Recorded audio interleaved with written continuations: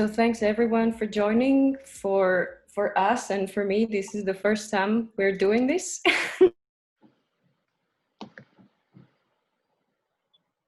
We're here today. My name is Zdenka. This is Eva, and this is my colleague Bara. And together we created a project that was the origin or the motivation to start this talk. With Bara, we have been working. So I'll do a little introduction, a short one, so you know who we are and what we're working with, and then I'll go through the project, through showing you a video, a short work, so you have an idea what it is and how it looks like, and then sharing with you the questions that we have connected to that work. I'm very curious to hear your experience, thoughts, or questions or ideas that you might have related to that work. So with Barbara, we've been working together now for almost 10 years, mainly in connection to the work for young audiences, creating pieces,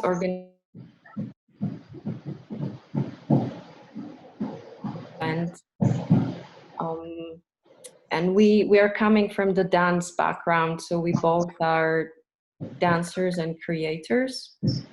And then I'll leave Eva and Bara to say maybe something short about themselves, so I don't talk for them. Yeah, thank you. So I'm just about to graduate from school here in Prague and studying mostly directing and dramaturgy, and I've been working with a focus on including audiences inside the work, or where the audiences are the core of material of work, and that's how I sort of got connected with work on this piece.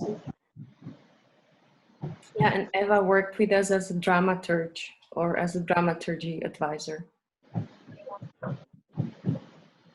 Yeah, I think I all said everything. So I'm I'm dancer and I live here in Prague, and this is the first time I do such kind of for me. So if I'm making faces, it's just like, well, okay, this is great.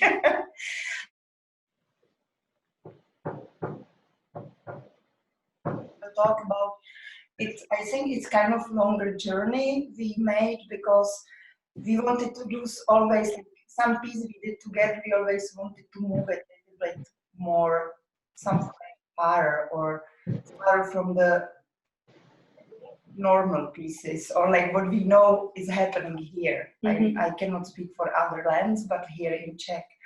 So this was like for us maybe like the biggest piece when we really allow everything to happen based on audience and us, like, or other people in. But this is like the most biggest interactive piece I would say we made. Yeah. So this is an interactive work where people are with us on the stage the whole time, and I think what Bara said, that it's special for the context of the Czech dance scene. Maybe for other contexts it might be quite normal, but here it's still a fresh approach, and also sometimes the programmers, they don't know what to do with that. Yeah, and also audiences, how much they are used to it. I would like to show you a short video.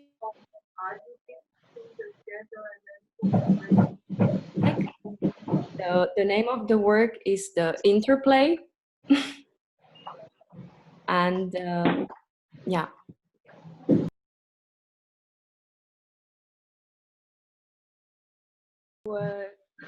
This was it was like a fast run through the whole thing. The whole thing is set for 60 minutes. As for now it We are performing it in non-theatrical environments. The question of the space is also one of the questions that we are having. To give you a background of the piece, or what we are advertising it as a moment to get together, to interact and collaborate, and through a playful, using play as a means, and it's intended for families. So our goal was to invite family collectives, meaning parents, children, grandparents, cousins, whoever, friends also.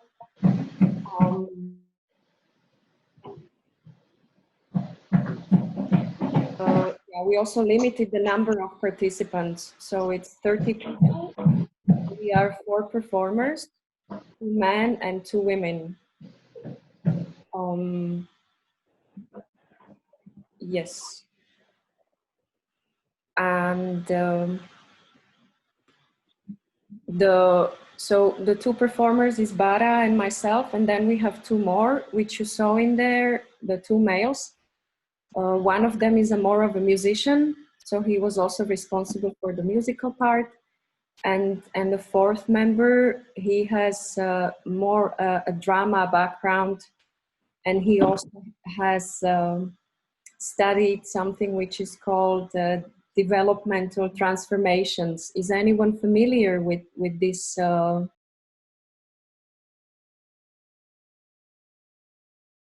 will leave that for later. Yes, I have not heard about it. Yes. Yeah. So I'll give you a short information. I'm Googling now. Yeah. Yeah. I'll give you a short introduction into that later, because I think it's also one of our big questions, since that's why also we wanted to speak about this borderline between art and therapy, and what happens, and how they form each other, or maybe how they influence each other, maybe how they invade each other in detriment on art of the art. So the art is suffering, and how much the art is then I can go while listening. I can give you also then a website, and also just to tell you that I was Googling it myself also. Fortunately couldn't be present here today, so I'll speak for him only as far as I know. So this is the context of the play of the thing, and I think it's also important to say that it's a result of a longer collaboration, that it's not that it popped up like this and we woke up one day and said, oh, we'll do a piece where everyone is on the stage. We were going through steps, first with the dance performance for children, where they are on stage with us, sometimes watching, sometimes interacting. Then we did these for adults, where people are on stage with us, interacting as they want and if they want, so they can very well be just audiences and observers, but they are constantly invited to interact with us. And it has been a moment where we pushed the furthest because there is a moment in the piece, or in the work, which we call open space or free play, and there any participate. And also, we don't have any like made prepared structure like that, like movements, or except the song in the big word. It's something what is created and what is the same all the time. And the rest is more about tools, how to be with the people, rather than to have like choreography or text, and there is nothing like this. which is different from other pieces where there was always something settled in dance or in theater. Or you mean like fixed choreography and fixed movements? Yeah, that this is really like open score without anything fixed except the song. Yeah, content-wise is very open. Structure-wise, structure and time-wise is very fixed. So maybe also to give you an idea how it is structured, there is an opening song at the beginning happening outside of the space, and then we enter the space, and there is a first period of the work where people are guided. The four of us, we guide them through series of warm, guiding them through body, through voice, through rhythm, through communication with the others, and that they can create by themselves. So they are proposing movements, ideas, and we follow them. Then there is a moment where we split in 4 groups, and there the idea is to introduce the possibility that anyone can be leader and we all collaborate with them. And then there is this big chunk which lasts for 20 minutes where everybody is the creator and everybody is contributing to what's happening. So this is the open space, the free play, as we call it. And the 4 of us are more of facilitators. That was also like, what are we doing there? What is our role? How do we support? How do we hold space? And how do we hand over to the people participating that they are actually the creators of the event and of the content? We've had a question, just to interrupt slightly, in the group chat that sort of links to what you were just saying about what is the responsibility of the artist. Exactly. And I think that question came in relation to what you were talking about, developmental support. So maybe just if you want to talk a little bit more about what you were just saying there, that seems to be helpful. Which one you mean, the developmental transformations? Yeah, I think you were just talking there before you move on to something else about the role of the artist and where your responsibility comes in and when you hand it over and navigating that support and how you help with that. So could you describe that a little more? And oh, sorry, just again, they've followed up with yes, in terms of being careful not to cross the line into therapy. This is our big questions also. So you were curious how we are handling it. Well, I think we are also, to be honest, I feel we are kind of like disagreement in the group of artists, of 4 of us. So it's like first thing, each one has a little bit different opinion about it, where actually we are now.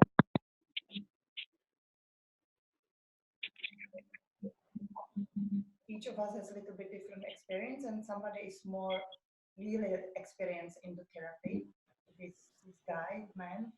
And for him, it's clear, like he's kind of, he's always like saying, watch out, this is gonna be, you are crossing some borderline. And I would say females are not on the side that we still think that this is a theater. The therapeutic session would need much more time, and it's still like, it's enough if we are aware of it that we are not doing therapy here. And when we are aware of it, we are doing theater, it can help, but I'm not sure it's enough. So, so I would be also like happy to be our audience.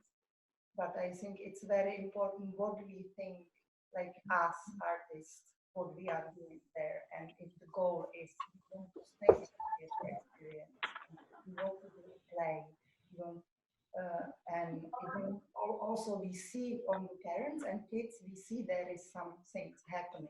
It's clear that we can observe it. That there are, but we are not.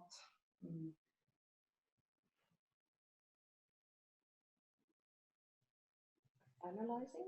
We are not analyzing it, and we are also, we don't have time to open it more, I think. So it's still, that's why it's still kind of like hold in the box of game.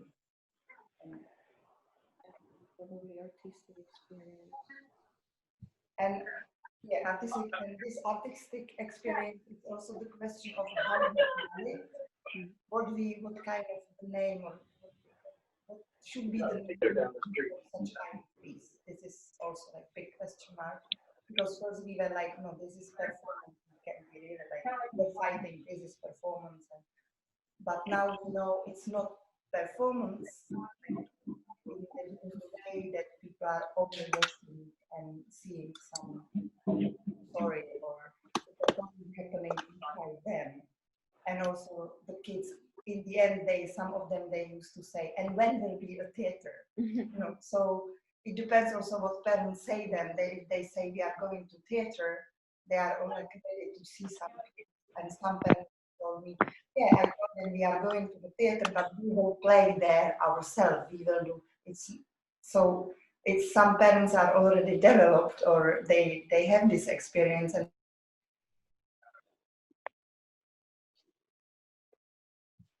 so this is for us very important, what title we will give to it, what people will read about, what is it. And we still, I think we are not clear about it yet.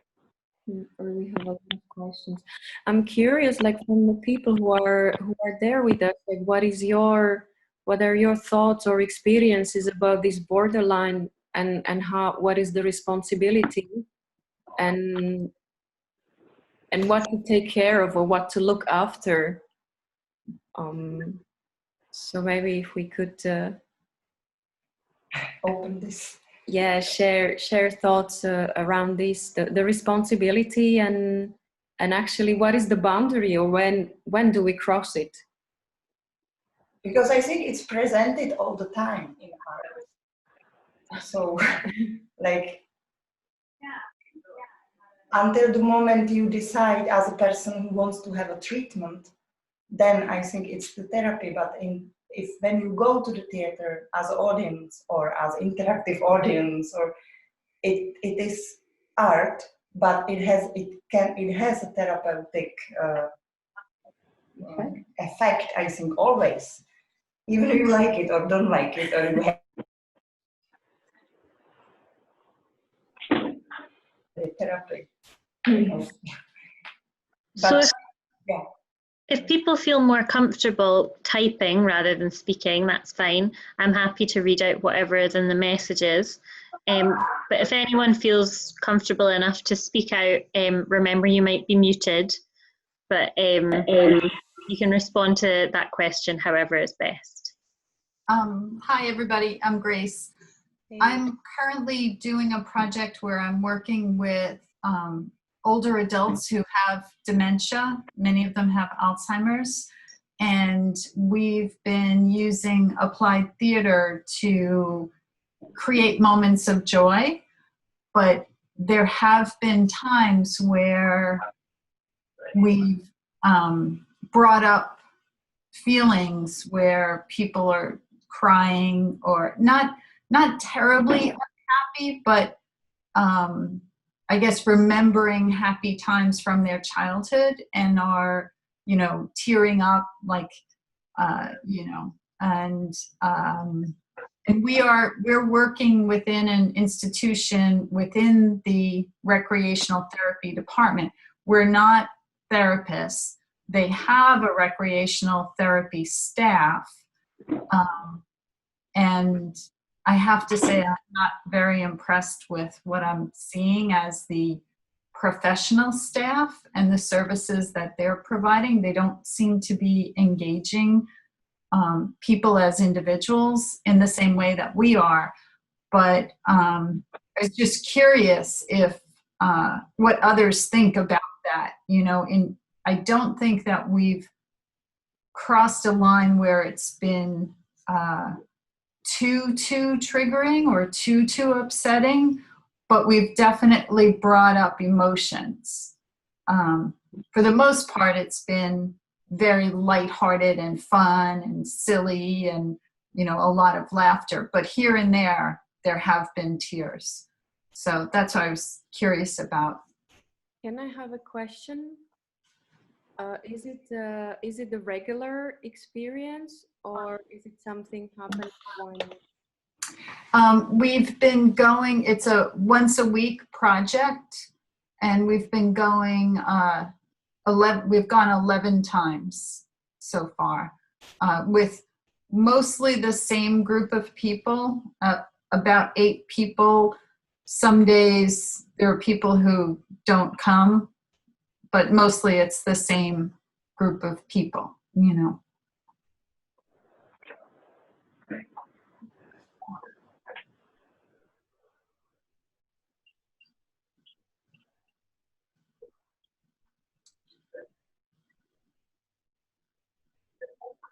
I think I wrote the long question. Oh, sorry, I Which I realized do I was think muted as I was reading it. I think it's very connected to the point that Grace brings up, but in a different context. I mean, the short question is, without the training, without the moniker, oh, I'm a therapist, or it's just very difficult to feel empowered to live in that work with your artists, especially when they're like from the whether it's the audience or the general public.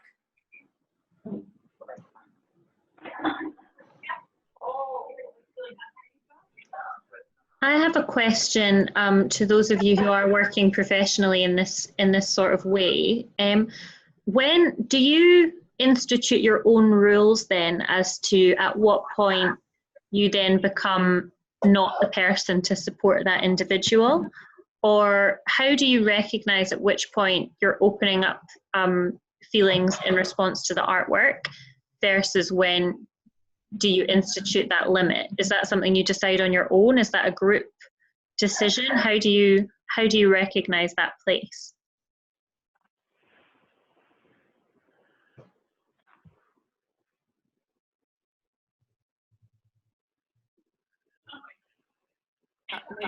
For me, I think it's a ongoing learning experience to recognize that place. One thing that we have talked about as a group is knowing where to go for additional resources. So in this case, you know, working with these older adults, there are professional therapeutic, recreational therapy folks that we can turn to, we can refer to. There are nurses, there are social workers, etc. I have done work with youth, and in those cases, because often you don't know what themes are going to come up, they just come up. So the organization that I've worked with has a lot of resource materials on hand, you know, suicide prevention hotlines, information from different organizations, contact information from a lot of different organizations. So that, you know, we don't feel too alone, you know, in dealing with it. But I'd love to hear more from other people, their experiences.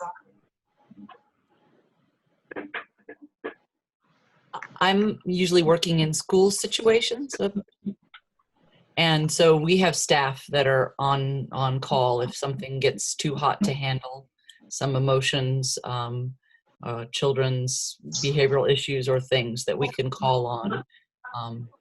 So that's my experience. Doesn't mean that it always works. Sometimes that kicks back to you and there hasn't been a resolution to that problem, and it still falls to the artist to deal with that or to bring it back into a group situation if it's conflict between two actors or two students in the program that brought up something because of an emotional history or past. So, but usually we know when to hand off if it becomes outside our realm of expertise.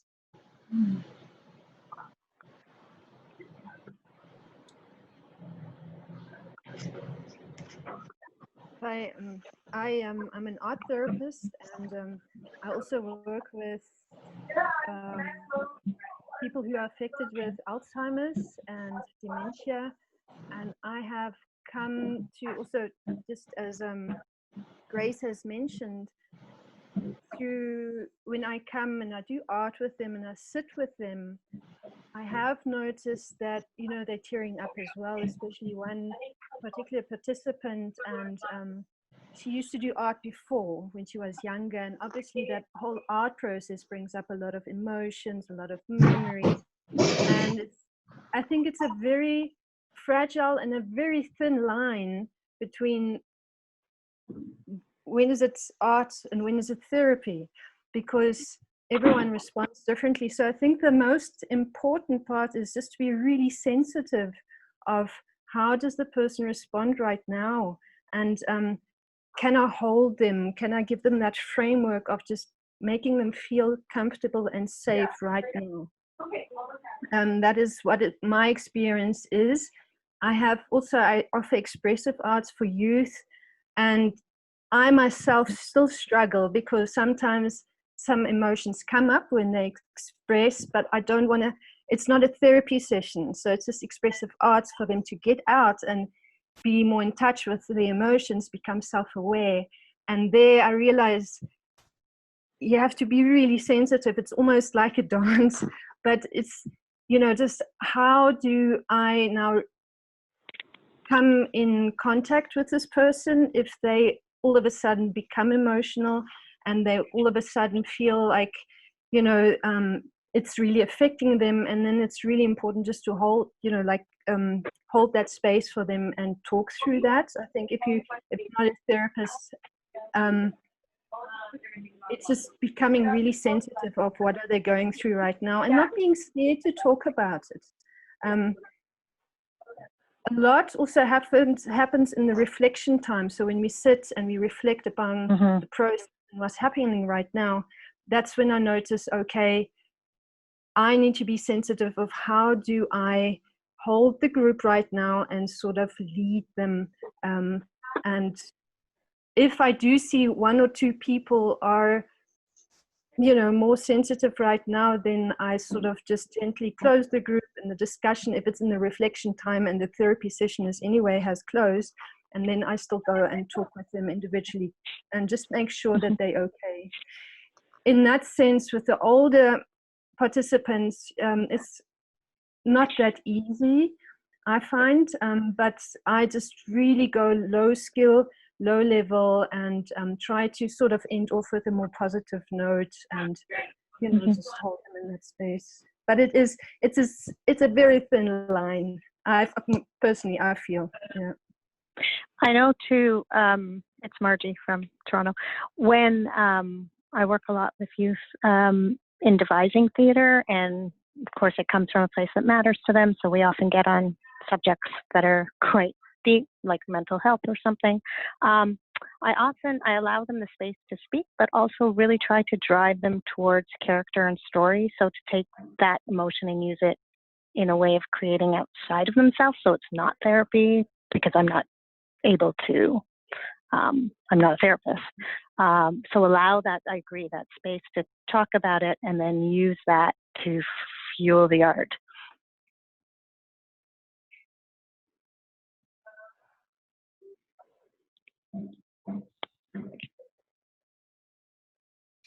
I'm curious, for those of you who work with physical dance, what kind of limits do you set on people interacting, touching, hugging, and keeping people's personal space versus, because people have very different senses of what's appropriate, where my personal space ends and yours starts. And And so it must be curious, do you set boundaries to start with, or do you just try to keep a handle on how people are feeling and intervene if need be to give somebody the space that they need?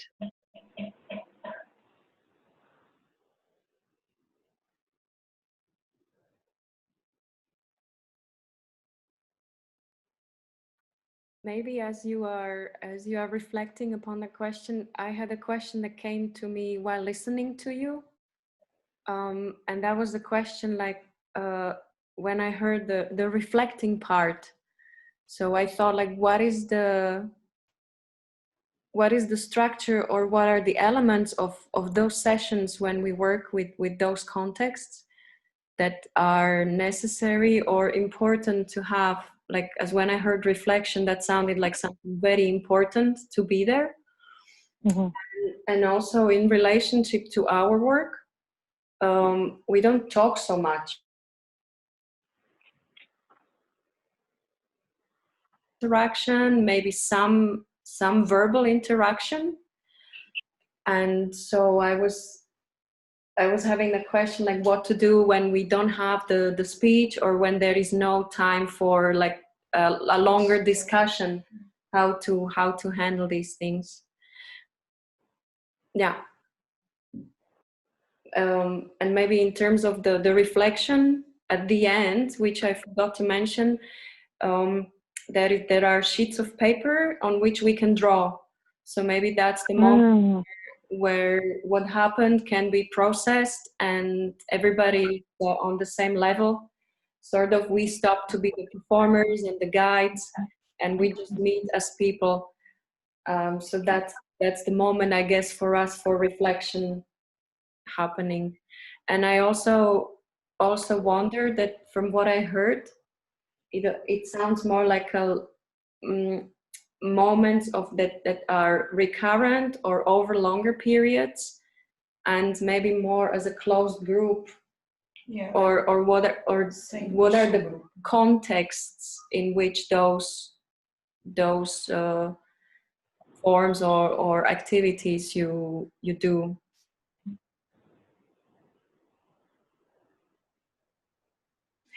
And some people might come back or not, but they are coming back. So also different contexts and recurrencies of that's like 3 questions in one. Yeah, so the structure, the elements, the importance of reflection, talking versus non-verbal things. Yeah. What are your thoughts on that? If I just quickly come back on that. So I think that's perfect what you do with the reflection afterwards. So the reflection, I sort of mean that everyone sort of sits back, thinks back on what everyone experienced right now, and then sort of talks about the process. That's obviously getting quite sort of therapeutic, say like, oh, this came up, or when we danced, or I think in your case, for example, something would like, if I was dancing with my sister or my mother, or, you know, it reminded me when I was a child. And so these personal emotions come back in the reflection when we sort of think of the process of, in your case, the theater, the dancing, the performance. So I think that's, if you say, yeah, you bring out big sheets of paper and you draw, I think that's perfect as well. I think that's, even though it's not verbal, it brings out that kind of emotion in a different art form. And I think that's very, very powerful as well. So one doesn't always have to talk. You're right. Yeah.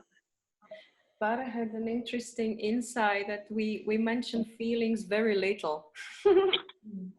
Or there is very little talk about feelings. How do I feel right now? Yeah. Okay. Yeah.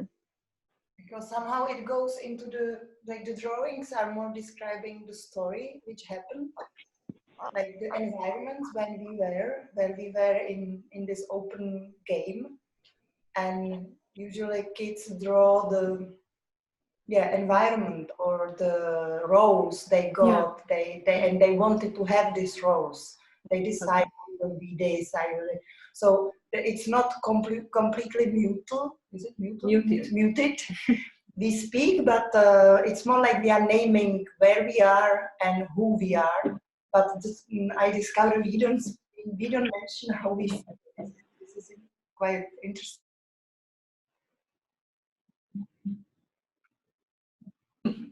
But I think people, we can see somehow feelings because it's so open that who is happy is really happy and who is like unclear or unsure or worried, we can see it on the body. So maybe we never speak about the feelings. You know. And I'm sure you also see with the posture and the movements that, you know, how it is brought across then. Yeah. I was just going to say, in response to what Beth asked about limits, setting limits, the youth groups that I've been involved with have group agreements, and the group agreements come from the participants. Like, what would make you feel comfortable? What would make you feel uncomfortable? Can we agree on what that is? And it's drawn up as sort of like a contract that's either posted or typed up and handed out to everyone if it's like one group that's going to be working together like over the course of a semester or a year. If it's a drop-in group, the facilitator usually just kind of goes through a quick, like they might play an opening game and then before getting into anything goes over a quick, okay, what are the rules? Boom, boom, boom. You know, nothing super heavy.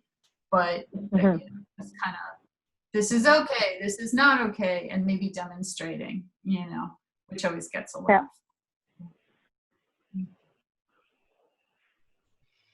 I was going to ask about you were saying that you don't express emotions or you don't talk about your emotions much in the dance that that you do and the open play time. Do you find that people take opposite characteristics when they say I'm this role? So you have little bitty children that say I am the knight and I am the do you find that they take on roles that are different or outside of their normal persona?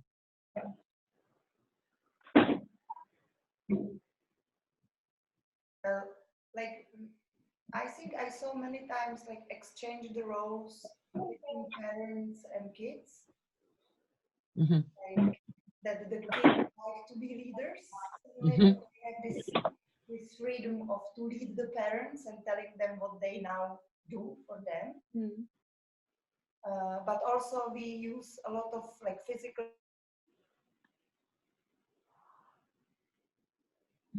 in the sense of lifting or crossing over. So it's like these physical games are also connecting with somebody is tall and somebody is smaller or younger and older. And the kids also like very much switch up these roles that suddenly they carry the parents on the back, or they want to be the strongest one, or they want to lift the mother up. So I think we always play with this, and always there is somebody who wants to do this. Not everybody, but I would say it's kind of the experience because we didn't play it yet so many times, 6 times. Yes, we have 6 experiences so with that. Still, I think, fresh, yeah. And last time, like, which was quite strong, and I think it's connecting to these borders, was that we had a group of boys, like 3 boys, and when this was opening the leader game in small groups, and when they became the leaders, they started to shoot and kill everybody, and it became quite tough. And for the man who is one of us, our colleague, for a while the space, and we actually were kind of like, we don't know what we should do in this case.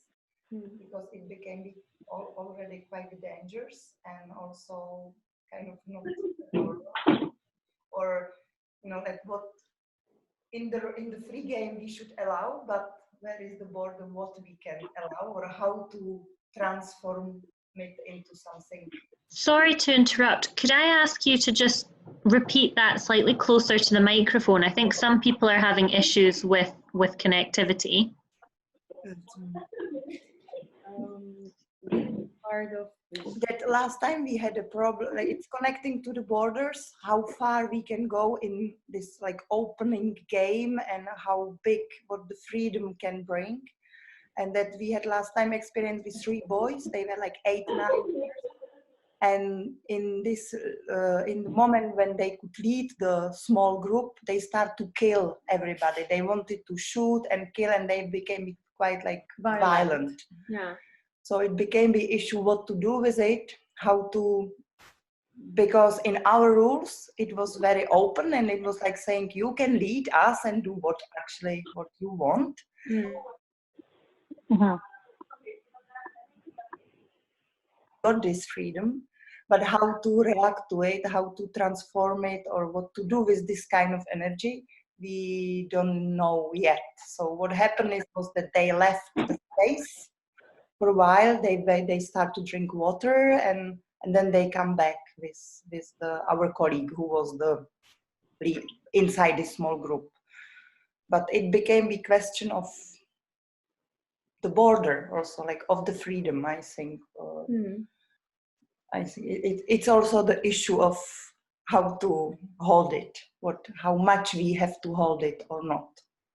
Yeah, maybe what is your experience when those violent situations may arise, how to handle them or how to channel these moments?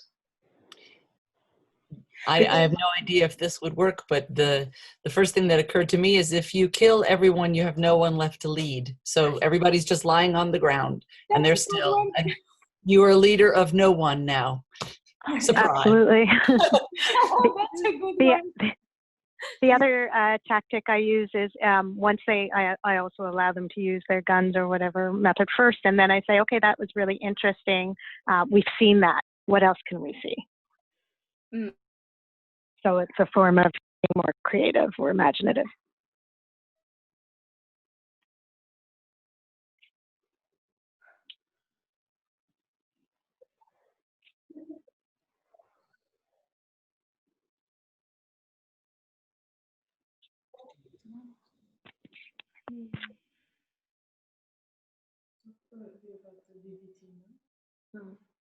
I mean, because until now we've sort of talked about sort of the therapeutic effect that these performances can have, which I think is very interesting. But I think with this we actually took it a little bit further and actually almost appropriating a therapy technique to create this performance. So maybe you can talk a little bit about that. And Yeah, this actually brings me to the thoughts that we had around this creation, that how much the art is actually informing the therapy and how much therapy is informing the art, because this developmental transformation. So to give you a short, because we are also approaching this 1 hour of the time set for the conference. So it was developed by David Johnson on Grotowski theater. So it's informed by Grotowski theater. And then he used a perspective of cognitive development, psychoanalysis, and as well authentic movement and dance therapies. So I would say that there is a lot of input from actually art forms, and there are four elements or 4 components which are essential to that approach, that it's embodied. So the whole body is engaged, the whole sensory system. The basic ideas is transformation. Everything is unstable and we are looking for stability. It's based on encounter that the therapist and the client are in a play space, what they call play space, and everything is happening through the interaction and through the play.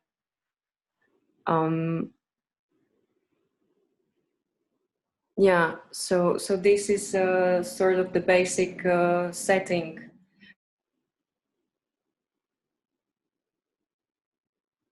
Therapeutic session, it can be either individual or it can be done as a group thing. So the whole group is playing and the therapist is very equal to everyone, interacting and reacting. And there is a space which is called like a rug, like an island where they can go and make observations on what's happening or allowing insights for the client, which is sort of outside of that play space.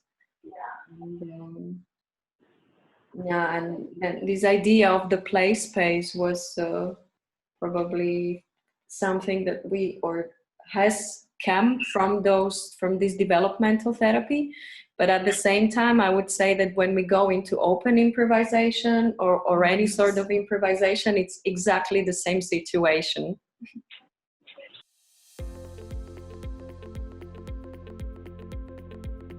So thank you so much to our hosts. Thank you to our participants. Bye.